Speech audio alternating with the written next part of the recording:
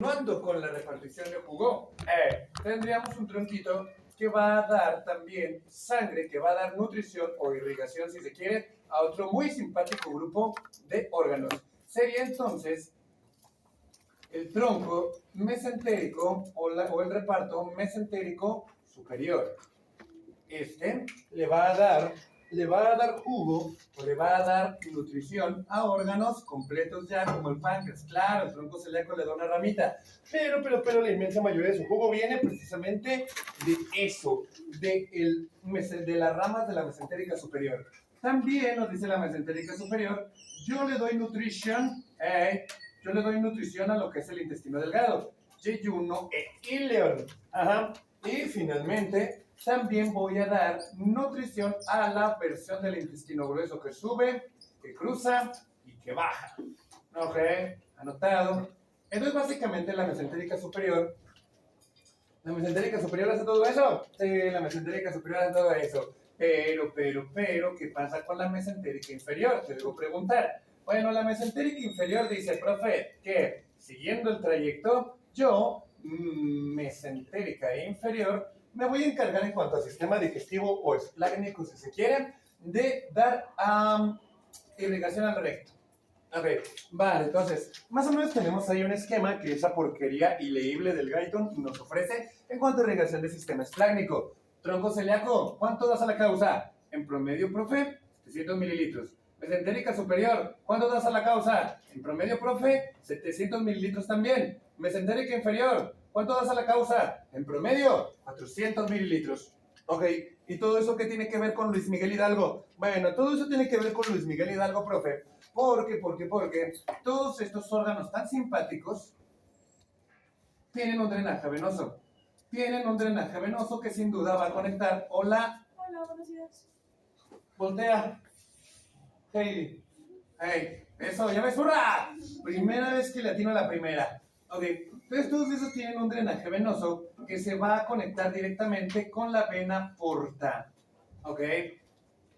La vena porta, entonces, sería una de las sucursales de drenaje precisamente de todos esos órganos, recibiendo por minuto alrededor de 1,300 o 1300, pues, profe, no seas tan farolero, mililitros por minuto. 1300, sí. Oye, profe, que como que ahí las cuentas no salen, ¿por qué? Porque 700 más 700, 1400 más otros 400, o sea, el sistema esplácnico está recibiendo 1800 mililitros, ¿no? Sí, por minuto. ¿Y cómo es que recibe 1800? ¿Y cómo es que retorna 1300 al hígado? ¿Dónde están los otros 500 mililitros? ¿Alguien se quedó con un vuelto? No, los 500 mililitros están adentro de los órganos, nutriéndolos o ayudándoles a trabajar.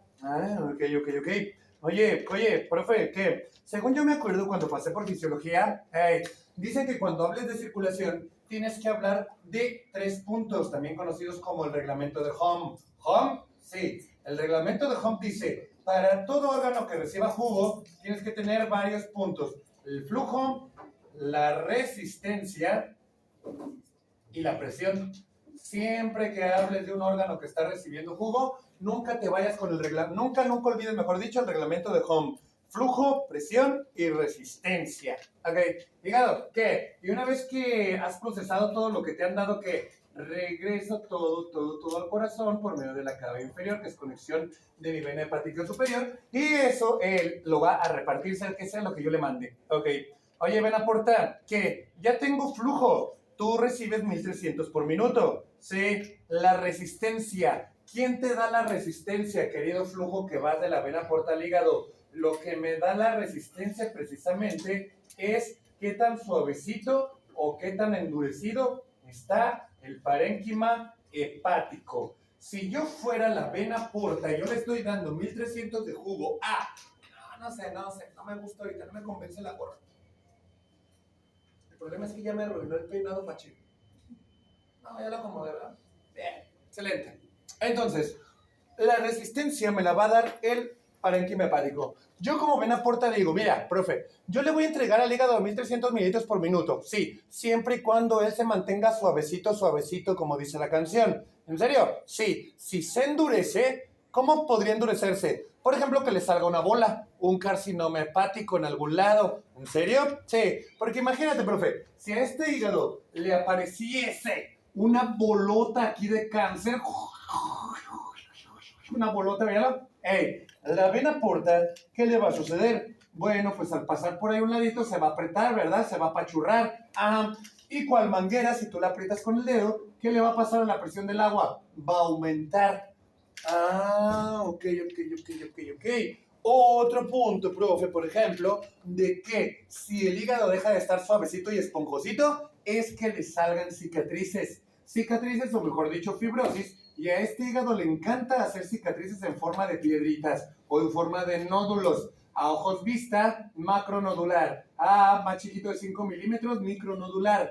El rollo es que algo le puede pasar al hígado que puede cicatrizar, o si eres muy fresa, puede fibrosar o generar fibrosis, pues tal cual. Ok, ¿y la fibrosis en el hígado de dónde vendría? La fibrosis en el hígado, profe, la fibrosis en el hígado viene de varias razones y varias causas. Entre ellas, la primera causa es la intoxicación por acetaldehído. O alcohol, pues. Ok. La cirrosis o fibrosis por alcohol. C, también conocida en el bajo mundo del internado, cuando está en el internado, como Chan. ¿En serio? Sí, como dicen los amigos japoneses, ¿verdad? Chan si eres más chiquito, San si eres más grande, como Daniel San, el de Karate Kid. Exactamente, estuve viendo Karate Kid el fin de semana. Ok, entonces la Chan, ¿qué es? Cirrosis hepática alcohólico-nutricional. Cirrosis hepática alcohólico-nutricional. Y todo es consecuencia del etanol o el acetaldehído. Segunda causa de cirrosis, el virus de la hepatitis B. Te odio, hepatitis B. Solamente acercándosele y jugando casi de primera mano, el virus de la hepatitis C. ¿Seguro, profe? Sí. Ok, entonces ahí tenemos las segundas causas, una jugándose mano a mano con otra. Ok, siguiente. En el tercer lugar, la medalla de bronce se la rifan entre dos puntos. Los medicamentos, porque recordaremos que los medicamentos son procesados en el hígado y hay unos que son muchísimo más fuertes que otros y precisamente más corrosivos, más ácidos si se gusta y tienen la capacidad de dañar, padre. Pero también hay una situación de autoinmunidad. O sea, cuando tus defensas se ponen turulecas y empiezan a atacar lugares o, mejor dicho, órganos aliados. Exactamente. Estoy hablando de los autoanticuerpos. Y yo le digo, ¡ay, autoanticuerpos! Pareces policía municipal. Cuando se te necesita que están incendiando todo porque mataron al Mencho, te asustas y te escondes. Ajá. Pero, cuando tienes que estar de amable y sonriente y andas multándonos por todo. Sí, así es. Entonces, autoanticuerpos, sí, tu inmunidad en tu contra, sí. ¿Y cómo se llama, profe? Octavio Ibarra, pero esos anticuerpos se llaman autoanticuerpos, antimitocondriales, los cuales nos darían una enfermedad muy simpática que se llama hepatitis autoinmune. El sufijo itis nos indica que el hígado está inflamado, básicamente. ¿Ok? Entonces, mientras más duro esté el hígado, por cicatriz, por inflamación, por un tumor, incluso por depósito de metales, medalla de chocolate, depósito de metales. ¿En serio? ¿Se le pueden incrustar metales? Sí, como el hierro, como el cobre, como el sílice, sobre todo porque estamos en Jalisco y es una zona minera, al menos la que colinda con Zacatecas. Entonces, ya tenemos flujo, 1300 mililitros de jugo para el hígado. Resistencia, se la va a otorgar qué tan duro o qué tan suavecito, esponjosito está el hígado. Y finalmente, presión. ¿Con cuánta presión llega entonces normalmente de manera fisiológica en la sangre de la vena porta? De 5 a 10 milímetros de mercurio en promedio. Claro, esa porquería inmirable del Guyton te dice que puede llegar hasta 12, pero no es cierto, con 10 es suficiente. Tú la traes. Entonces, el rollo es que al tener flujo, resistencia y presión, todo asegura un adecuado aporte sanguíneo hacia el hígado y este puede hacer su respectivo proceso. El problema, profe, es que cuando yo me endurezca, aumente mi resistencia, toda la sangre que iba a llegar por la vena porta se me va a regresar. Venía bien contenta hacia el hígado y se va a regresar. ¿Y qué va a hacer? Va a congestionar, va a retacar de sangre venosa los órganos de donde viene. ¿Quiere decir que el estómago se va a retacar de sangre venosa? Sí. ¿Y le va a hacer daño? Tú dime, ¿qué es lo que más contiene la sangre venosa? Dióxido de carbono. ¿Y ese es tóxico? Es más tóxico que tu primo dedicándole canciones de Vicente Fernández a la novia a las 3 de la mañana. Entonces el estómago dice, sí, me muero. ¿Tú también vaso? Sí. ¿Tú también páncreas? Sí. Nos vamos a botagar de sangre venosa y vamos a disfuncionar, ¿viste? El intestino y el intestino grueso, alias colon, también van a disfuncionar. Y eso va a traer las severas consecuencias. Ok, dicho eso, entonces, queridos niños míos, hablando de las consecuencias, para hablar de insuficiencia, insisto, tenemos que hablar para qué si era suficiente el hígado. Comienzo. Yo digo uno y ustedes van a decir lo otro. Bueno, primer punto, el procesamiento de desechos. La desintoxicación. ¿La desintoxicación? Sí. ¿Desintoxicación de qué? Bueno, por ejemplo, uno de los máximas de funciones del hígado es la desintoxicación de medicamentos. Cuando estén en farma, justo que me preguntaban ahorita que si yo iba a dar farma en cuarto, daba, pero insisto, el hijito de algún trabajador de la UDG dijo, papi, mami, quiero entrar a la UDG al CUCS, así que papi, hazme famoso. Papi, mami, méteme a trabajar al CUCS a la UDG, por favor. Ándale, hijito, yo te meto. No te es el resentimiento del profe, ¿verdad? Bueno, pero bueno, en fin. A ese hijito de mami lo metieron ahí y me quitaron a mi farma. Pero tengo un buen presentimiento. Si se muere, me regresan a mi farma. Ojalá que sí, vamos a cruzar de... Por favor, que si no se muera, te lo pido. Entonces, el problema es que, si es que nos volvemos a topar con farma, platicaremos de que el hígado para desintoxicación de medicamentos y cualquier sustancia química en general tiene dos movimientos maestros que seguramente te van a sonar. Se llaman efectos. ¿Qué? Efectos.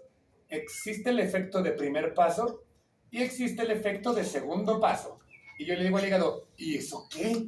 El hígado me va a decir, mira, profe, normalmente yo hago esos dos efectos para librarte de lo venenoso, de cualquier sustancia química ajena al cuerpo que entre o incluso endógena si se quiere. ¿Cómo es eso? Bueno, mira, profe, primer paso yo analizo a la sustancia y yo la puedo someter en el primer paso a 3 movimientos maestros. La oxidación, creo que ya lo habíamos mencionado porque esto como que me suena en este salón tal cual, pero bueno, si no lo menciono ahorita. Oxidación, le doy oxígeno. Reducción, se lo quito. O hidroxilación, le doy un grupo hidroxilo. ¿Se lo vamos a mencionar en este grupo o en el otro?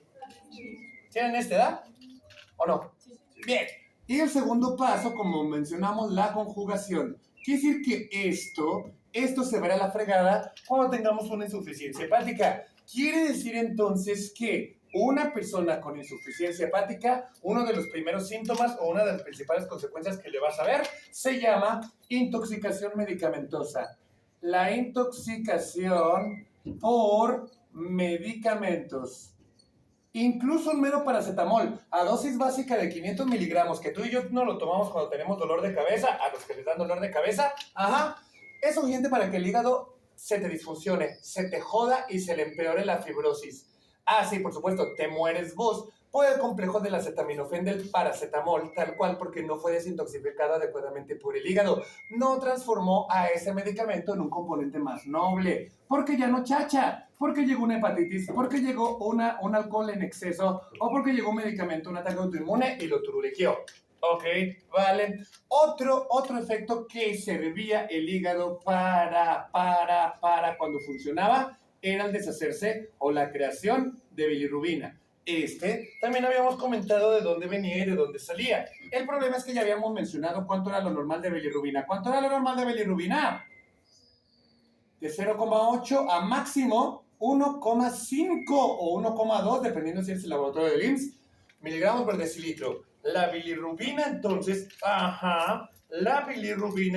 queridos niños míos, la bilirrubina se divide en dos grandes grupos. Encontrarán la bilirrubina indirecta, que ya la habíamos mencionado, que era la no conjugada o liposoluble, y la bilirrubina directa, que era la que ya estaba conjugada o hidrosoluble para poder ser excretada por los órganos que manejan el agua. ¿Cuál es el problema? El problema es que tiene una insuficiencia hepática, cuando el hígado ya no esté chachando, la bilirrubina permanentemente se está formando. En este instante, tu cuerpo, el mío, está formando bilirrubina. ¿Por qué?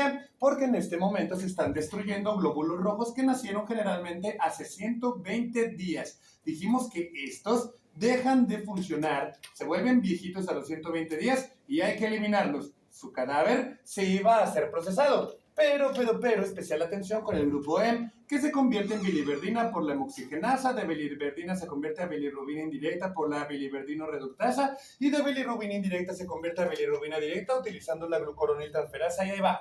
Tenemos bilirrubina tirable, ¿ok? Y como siempre se están muriendo estos viejecitos porque ya vivieron más de 120 días, tú permanentemente vas a tener bilirrubina. El pleito es que cuando ya no te chache el hígado por esas razones que acabamos de mencionar, tú vas a sufrir esta condición, la hiperbilirubinemia, o sea, excesiva cantidad de bilirrubina en sangre, ¿ok? ¿Y cuánto es mucho? Cuando supera los 1,5 miligramos de decilitro, lo cual se va a manifestar desde luego con esa coloración tan característica amarilla de mucosas y de piel denominada jaundice en inglés, pero en español es ictericia. Ok, se ponen amarillos. Sí, casi siempre ponen en las exposiciones una foto de los Simpsons. Y yo, vaya, qué originales, pusieron la foto de los Simpsons, porque están amarillos, tienen ictericia. Ok, ¿cuál es el problema con la ictericia? Hola Sebastián, bienvenido. Buenos días. El problema con la ictericia, queridos niños míos, es que, bueno, el cuerpo es compa, el cuerpo es buena onda y el cuerpo dice, mira, profe, ¿qué? Si a ti te da ictericia, si a ti te cae la pálida con la bilirrubina, eso quiere decir que esta está por arriba de 1,5 miligramos. Yo puedo aguantar, sí, pero tengo un límite. ¿Cuál? Bueno, digamos que mientras más bilirrubina tú tengas, más posibilidades tienes de ganar. ¿De ganar qué? Una intoxicación a la pelota, al cerebro y sufrir el síndrome de la reque. La requedaste donde sea que te haya pegado la hiperbilirrubinemia. El hígado, perdón, el cerebro dice, profe, ¿qué? Dile a tus muchachos, ¿qué les digo? Que yo aguanto mucho los tóxicos, pero tengo un límite y la bilirrubina yo la puedo aguantar. Pero, si no resuelves, y resuelve, profe, si no resuelves el problema, yo voy a sufrir una intoxicación y ahí a ver qué función mía pierdes, Ok, hígado, ¿qué?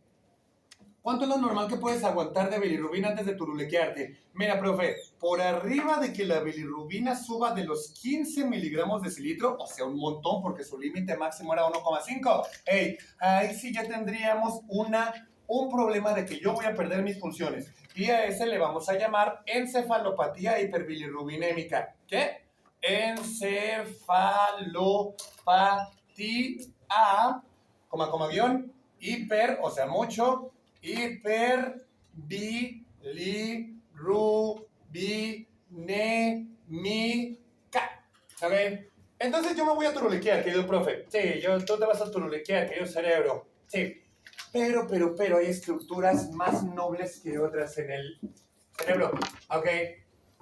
Si tú y yo de adulto se nos friega el cerebro por la cuestión de la hiperbilirrubinemia, hay estructuras que van a empezar a chafear antes que otras. Hablemos de esas estructuras. Mira, si tú y yo fuéramos el cerebro de abajo para arriba, tendríamos el tronco encefálico.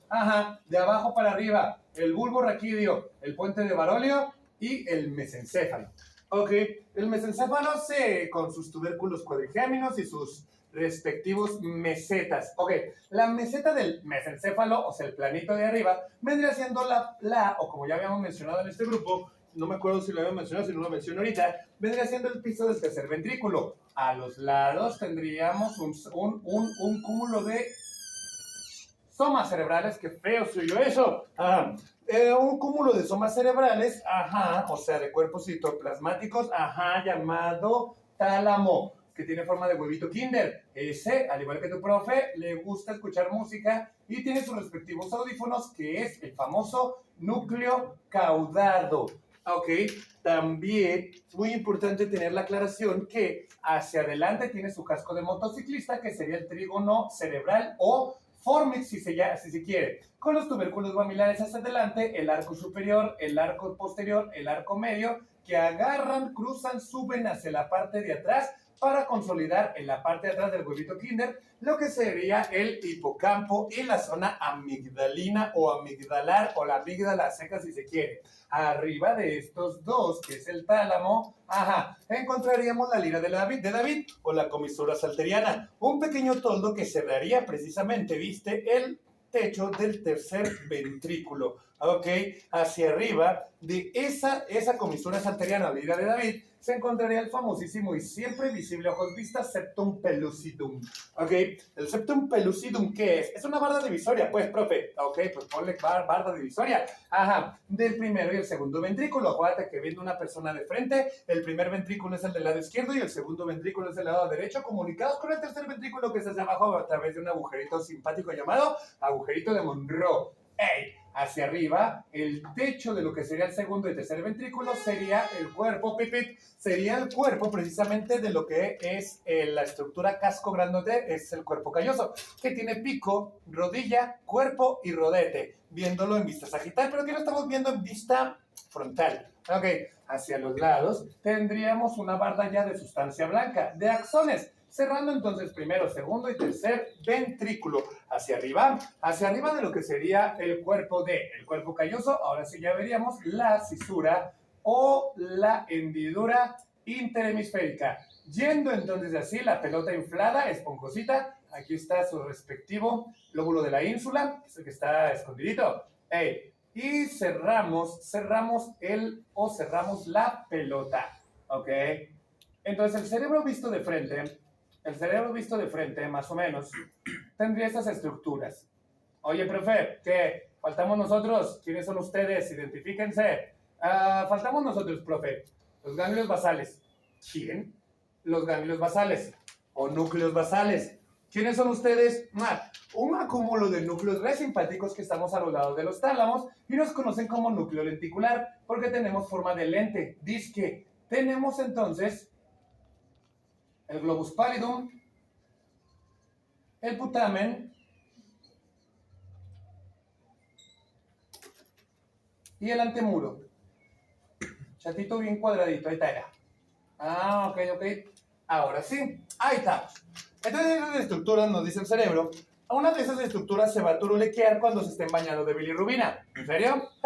¿Y cuáles son las que se van a turulequear antes que nada? Mira, profe, el núcleo lenticular, o sea, el putamen, el globus pallidum y el antemuro son los primeros que se van a joder ante la hiperbilirrubinemia. Se van a intoxicar tanto con esa bilirrubina que no van a aguantar y van a disfuncionar y se van a joder. ¿Ok? La pregunta aquí es, ¿núcleo caudado? ¿Qué? Ustedes, putamen, antemuro y globus pallidum, ¿ya no funcionan? Sí, ya no funcionamos, profe, porque nos intoxicamos con bilirrubina. ¿Ok? ¿Y qué hacían? Sí, exactamente, ¿qué hacíamos, verdad? Bueno, resulta y resalta, vamos a poner acá, que el núcleo lenticular, que son esos tres, servía como un perfeccionador.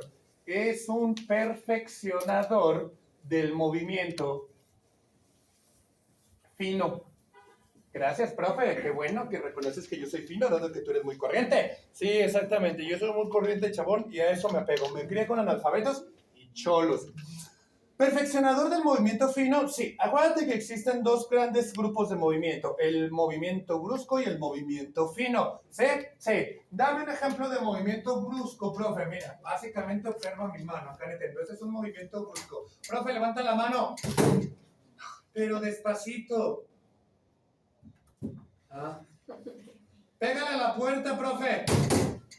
Pero fino, vato.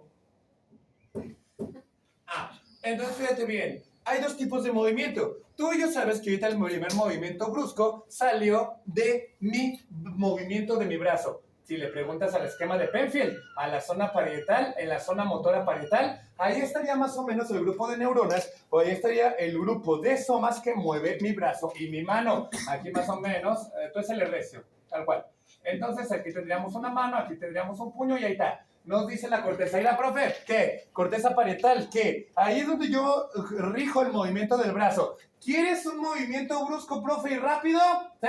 Entonces yo voy a mandar directamente la señal. Mira, ahí va, ahí va, ahí va, ahí va, ahí va, ahí va, ahí va, ahí va, ahí va, baja por el tronco encefálico, cruza en el bulbo raquídeo y órale, vámonos a mover el brazo del profe.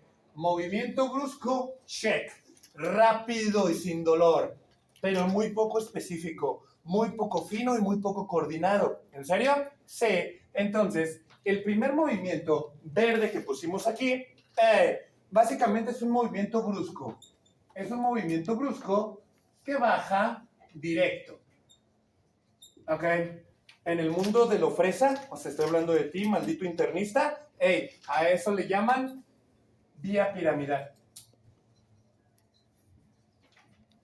Porque se supone que baja directamente al lemnisco piramidal del bulbo y ahí decusa. Pero básicamente para fines prácticos es un movimiento brusco y directo. Pero si yo quiero, profe, no que le pegues a la puerta, si yo quiero que hagas esto, mira, primero el gordo, luego el índice, luego el medio, luego el anular, luego el meñique y luego al revés. Anular, medio, índice y pulgar. Eso es un movimiento coordinado, ¿no? Sí. Entonces lo que tú necesitas es alguien que perfeccione el movimiento. Ok, como cierto jefe de consulta inventó un término, perfectible. Y nosotros, ¿qué?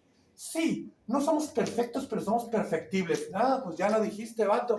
Bien perfectible tú. Ok, entonces yo digo, oye, quiero que muevas los dedos y con tus deditos en orden toques la puerta. Ah, del movimiento va a salir de aquí, del mismo origen. Pero, mira, primero va a llegar con el antemuro, va a llegar con el putamen, va a llegar con el globus pallidum y les va a decir, por favor de perfeccionarme este movimiento. Y ellos van a decir, ok, te lo perfeccionamos. Pero vamos a necesitar también apoyo de la mochila del cerebro, o sea, el cerebelo. ¿En serio? Sí. Entonces, fíjate bien, la señal de movimiento primero va a llegar al núcleo lenticular. De ahí se va a comunicar interneuronas con el cerebelo, porque el cerebelo también es un alto perfeccionador de movimientos. ¿En serio? Sí. Porque en el cerebelo existe el núcleo dentado, el núcleo intermedio y el núcleo fastigio. Esos dicen, nosotros vamos a perfeccionar ese movimiento, profe. Dile al núcleo lenticular que nos lo aviente y nosotros lo procesamos. Pues procésalo. ¿Pero acaso eso es todo? No. Entre el puente de Barolio y el bulbo raquídeo también existen unos nucleecitos bien simpáticos que tienen forma de signo de admiración, ¿cómo se dice? Gramatical, que se llaman núcleo reticular y núcleo vestibular, donde también van a recibir a esa señal. Y una vez que la han perfeccionado, ahora sí le van a decir, ahora baja y vete directo a la mano del profe, pero ahora ve y haz un movimiento fino, ok, M fino. Bien. Oye, si me encuentro con un internista, ¿cómo le voy a llamar? ¿Movimiento fino ultraprocesado por los ganglios o núcleos del cerebro? No, le vas a llamar que es un movimiento patrocinado por la vía extrapiramidal. Ojo, cuando exploren al paciente en propedéutica o en sus prácticas clínicas médicas tal cual, al paciente tú dices, oye, profe, que el paciente tiene dañada la vía piramidal. ¿Cuál es esa? La de los movimientos bruscos. No hace ningún movimiento, está paralizado. Se le jodió la piramidal. ¿Por qué? Porque ni siquiera puede hacer movimientos bruscos básicos. ¿Ok? Ese es uno, daño piramidal. Pero otro dice, el paciente sí se mueve. Le decimos, mira, agarra la puerta. Abre la puerta, la chapa. No puede. Su vía piramidal está bien, movimiento brusco. Pero la extrapiramidal, que haría movimientos coordinados, finos y precisos, no la tiene. Entonces, cuando hables de un paciente con daño extrapiramidal, sí se mueve, pero no finamente. Cuando ya tengas un daño piramidal, no se mueve nada, ni brusco ni finito. Ok, volviendo al rollo. Entonces el cerebro nos dice, profe, que cuando tú estés intoxicado por vía por hiperbilirrubinemia, lo primero que se nos va a joder es la vía extrapiramidal. El paciente pierde la capacidad de hacer movimientos finos mientras más hiperbilirrubinemia tenga. Ok, entonces, es parte de la encefalopatía hiperbilirrubinémica en sus inicios. Pero el cerebro dice, yo tengo mis límites. Si la bilirrubina sigue subiendo, profe, aparte del problema, todo va a ir en cascada. Primero se te jode lo extrapiramidal. Luego vas a dejar de sentir sensaciones, o sea, lo sensitivo. Luego se te va a ir a la fregada lo piramidal, ningún movimiento. Después puede que entres ya en una agresión o un problema generalizado que nos va a dar convulsiones. Ajá, otro, vamos a empezar a entrar en coma, vamos a estar bien inconscientes tal cual, y si no corregimos eso, directamente al deceso. Ok, cerebro, entonces tú te puedes intoxicar muy rápidamente, ¿verdad? Y todo va escalonado, profe, ese es el problema. Mientras más bilirrubina me pongas, más oportunidades tienes de ganar, ¿ok?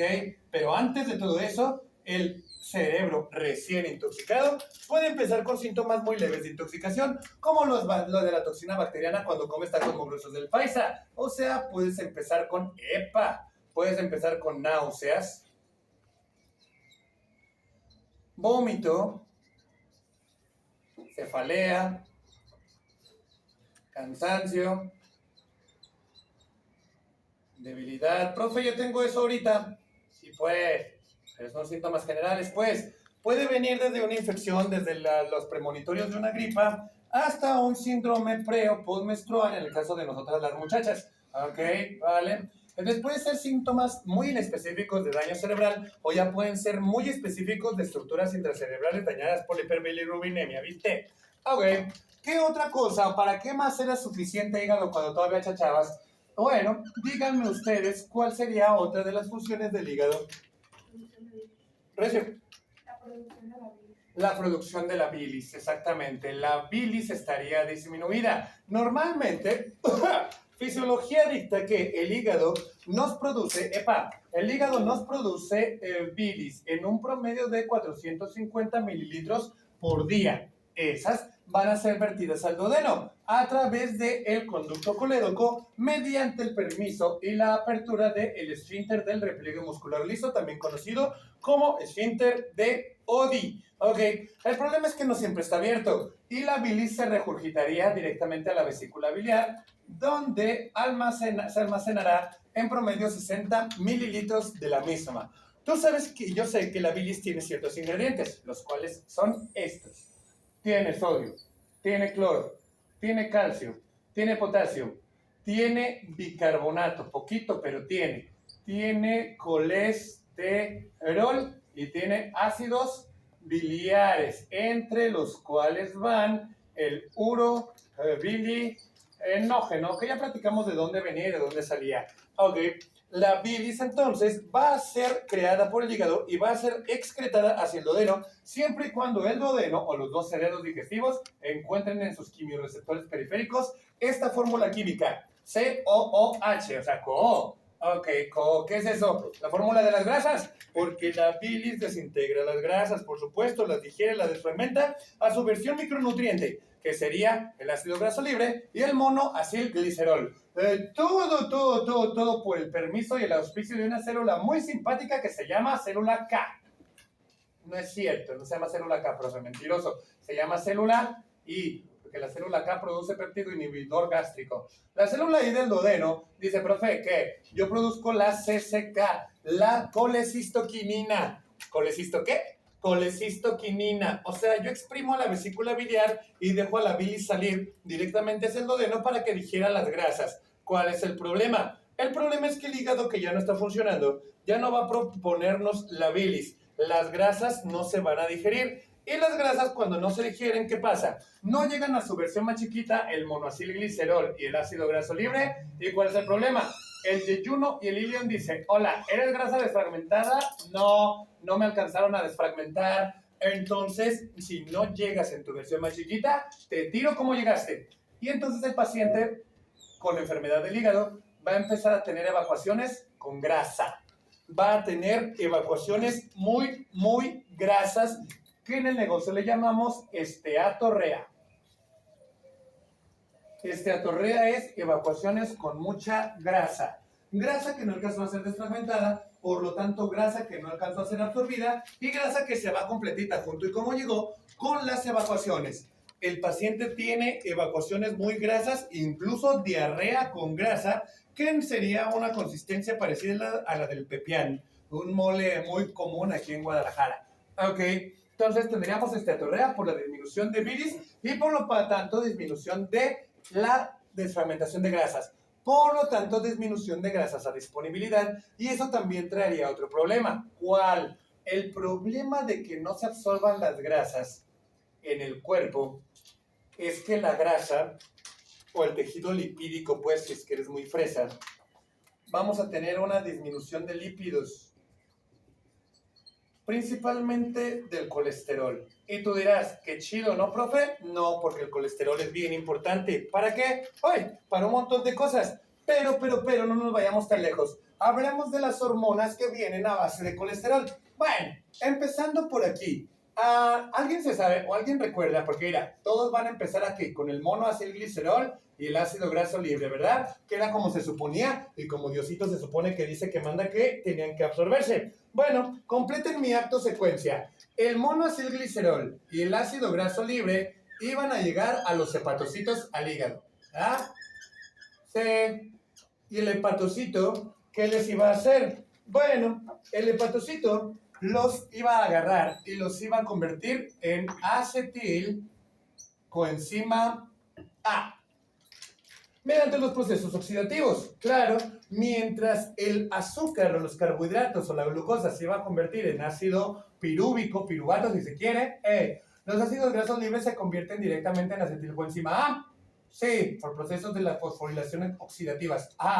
¿El acetilcoenzima A qué? La acetilcoenzima A iba a ser sometida a un componente muy simpático que se llama hidroximetilglutarilcoenzima A, para convertir esto en, según me acuerdo, en el famoso ácido mevalónico.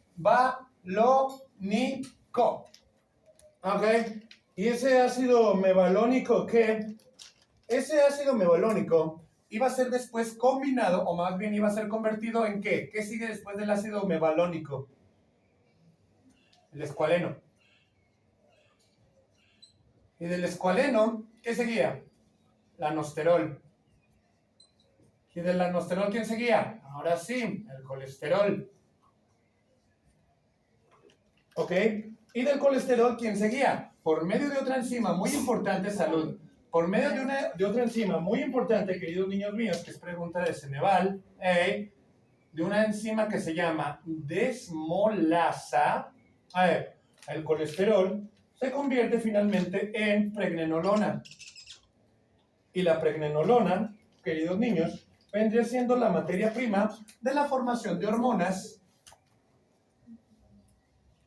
colesterol dependientes. ¿Cómo cuáles? Yo digo una y ustedes dicen otra. Aldosterona. Siguen. Cortisol. Cortisol. Sigo. Estrógeno. Siguen.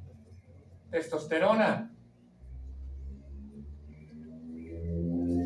Sigo. Sulfato de dehidroepiandrosterona. Siguen. Progesterona.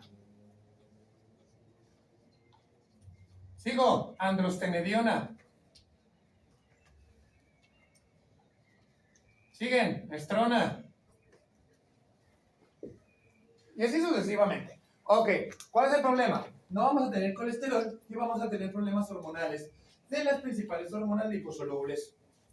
O sea que una muchacha que tenga cirrosis y insuficiencia hepática por una hepatitis o por una hepatitis autoinmune o por cirrosis alcohólica va a tener también problemas de la regla porque no va a tener un montón de hormonas liposolubles, pero también va a tener el problema de la hipotensión porque no va a tener aldosterona para el rescate de sodio, cloro y agua, tal cual.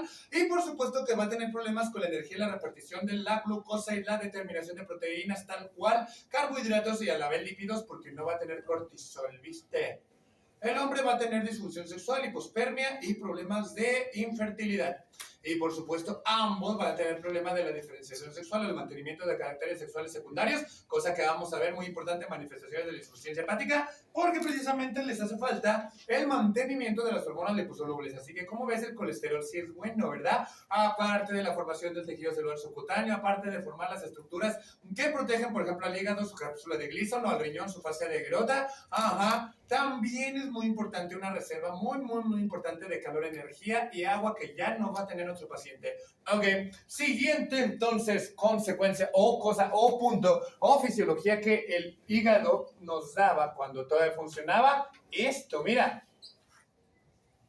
Nos daba la albúmina principalmente, la más barata, pero también la más importante de las proteínas. ¿Por qué? Bueno, porque recordarás que habíamos mencionado cuando nos conocimos una porquería, perdón, una cosita que se llama la presión coloidosmótica y oncótica, parte de las fuerzas de Starling para que el agua salga de los capilares al tejido o se quede en su lugar. Acuérdate que la presión oncótica y coloidosmótica teníamos a la albúmina, al fibrinógeno y a las globulinas. ¿Cuál es el pleito? El pleito, acuérdate que el pleito, queridos niños, acuérdense que ante el tema de la circulación, tendríamos al capilar con sus respectivas fenestraciones, ¿verdad? Listo para sacar agua.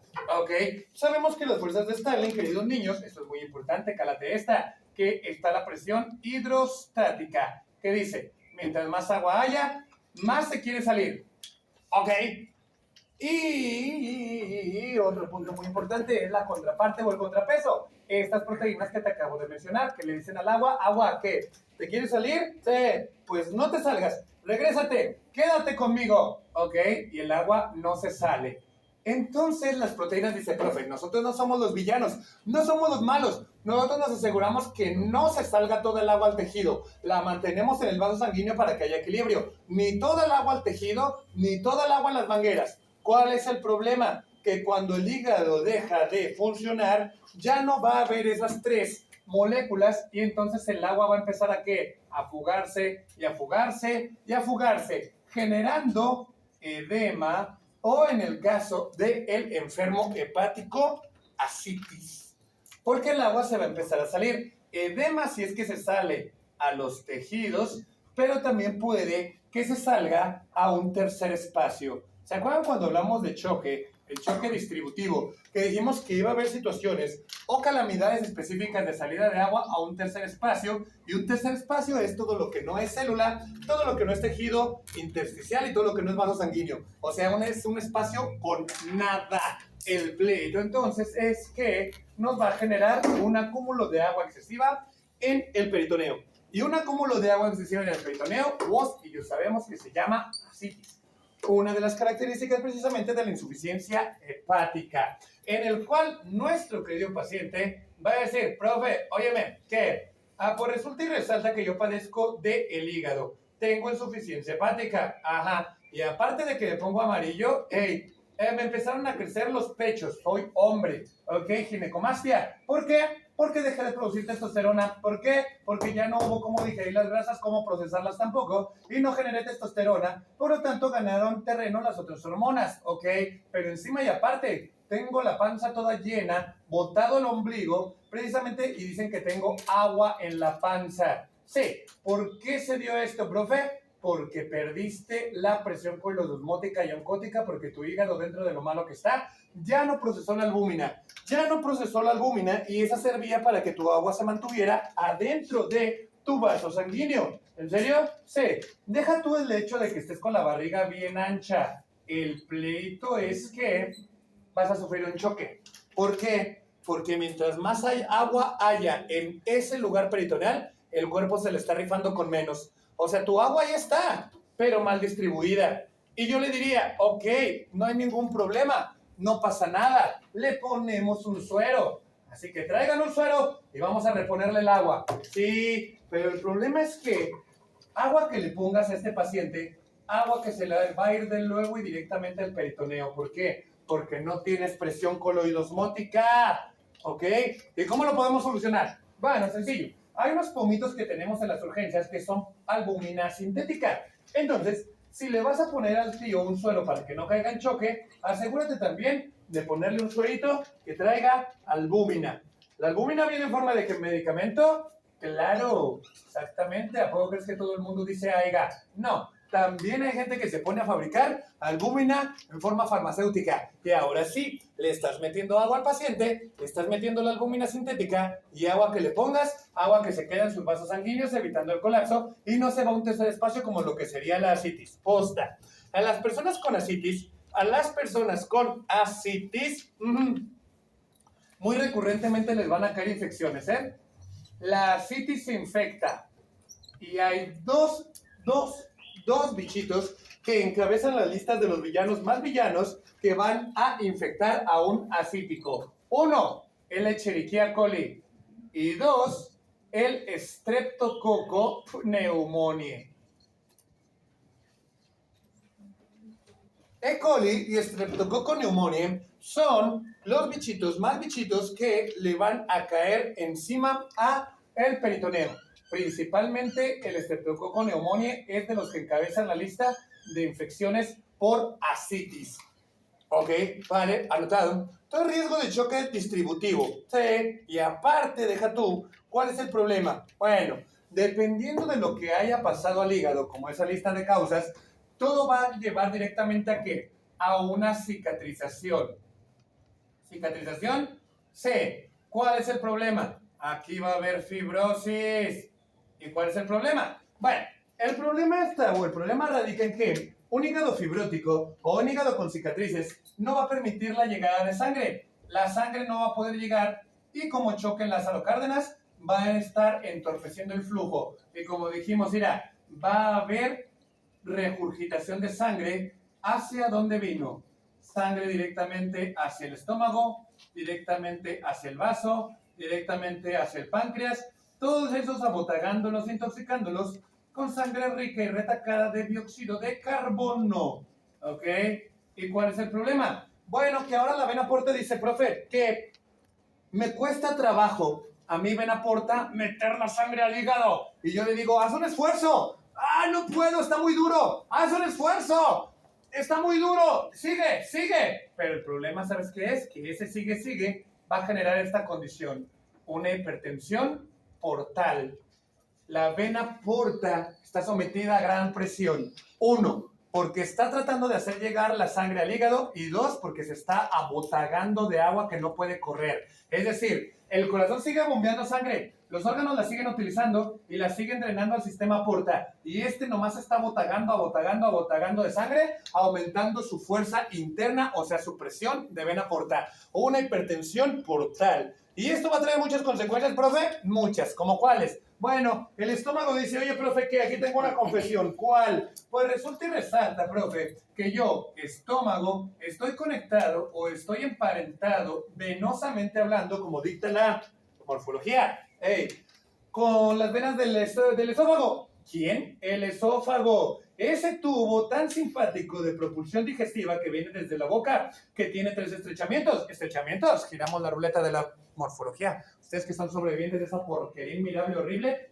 sí pregunta el examen de morfo. ¿Cuáles son los 3 estrechamientos del esófago? El faringeo, el aórtico y el del cardio, ¿será? Ok. ¿Cómo está constituido el esófago? Del primer tercio de arriba abajo de músculo estriado, en los 2 tercios restantes de músculo liso, ¿viste? Ok.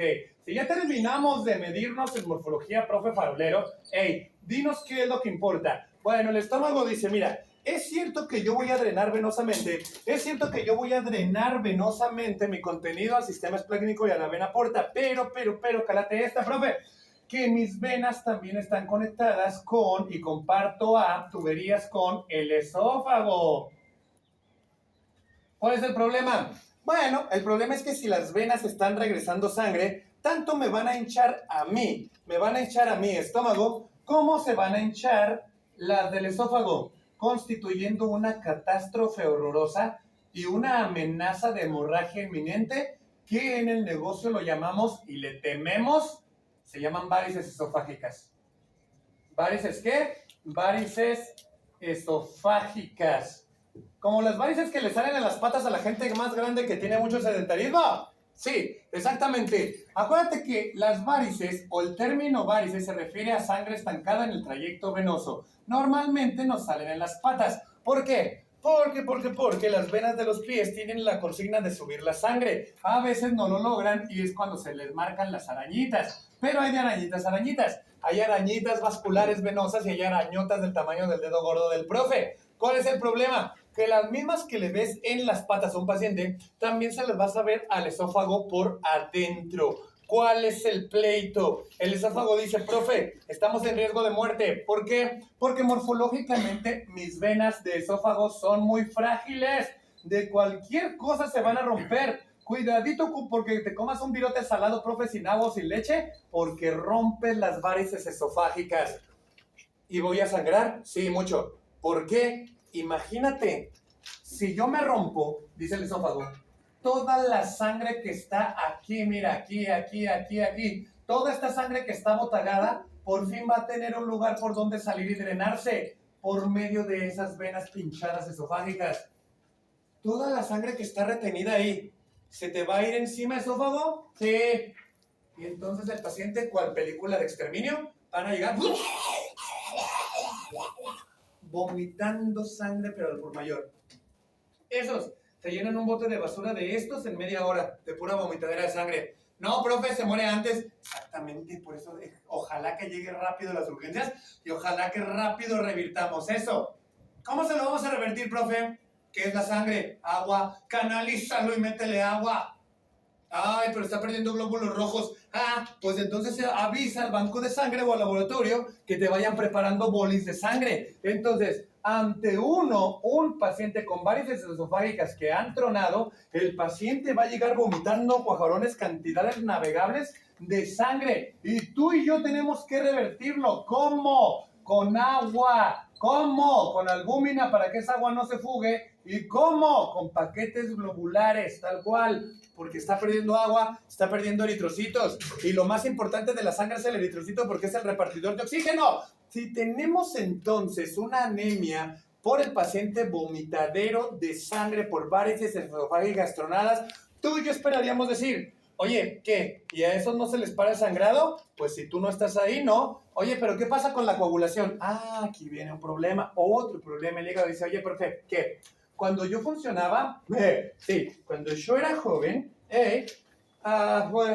pues, ¿qué te digo? Yo me dedicaba o yo era el pie de mando para que se te formaran estas cositas. Mira, los fragmentos de célula, porque acuérdate que la plaqueta no es una célula, es el fragmento de una célula llamada megacariocito.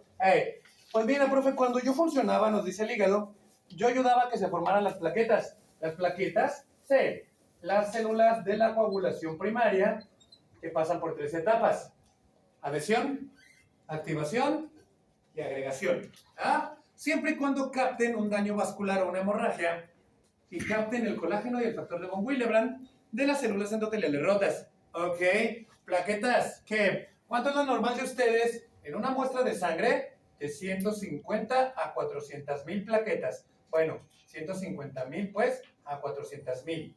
El problema cuando el hígado disfunciona, el problema cuando el hígado se turulequea, es que nos dice, profe, ¿qué? Pues ya no vas a tener plaquetas, por lo tanto, si sangras por las varices esofágicas, no va a haber poder humano o plaquetario para resolver el problema de la hemorragia. Porque yo, hígado, formaba las plaquetas. Y yo le digo, no es cierto, las plaquetas se forman en la médula ósea a partir del precursor mieloide. Así es, está la célula madre, está el precursor mieloide, y esa nos va a dar, digámoslo así, a las células verdes, que sería el proeritroblasto.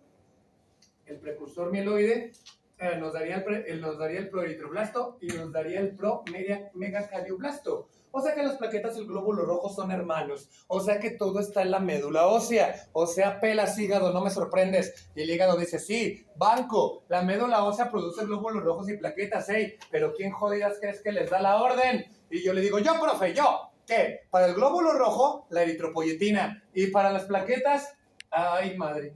Sí, se llama trombopoyetina. Pero la trombopoyetina no la produce el riñón, la produce el hígado. Ay, perdón, hígado. Perdonado, profe. Quiere decir que si yo, hígado, no funciono, no voy a dar trombopoyetina. Y no vas a tener plaquetas y no vas a poder coagular. Santa madre jodida. Sí, exactamente. ¿Quieres asustarte un poquito más, profe? Sí, por favor. Ok. Tampoco vas a tener a los 12 factores de coagulación. Porque los 12 factores de coagulación resulta y resalta que yo los producía. ¿En serio? Sí. Entonces no vas a tener coagulación ni primaria ni secundaria, ni vía extrínseca, ni vía intrínseca, ni vía común, profe. Y vas a tener problemas coagulatorios. Deja tú que te llenes de moretes. Deja tú que te sangre la nariz o que te sangre las encías.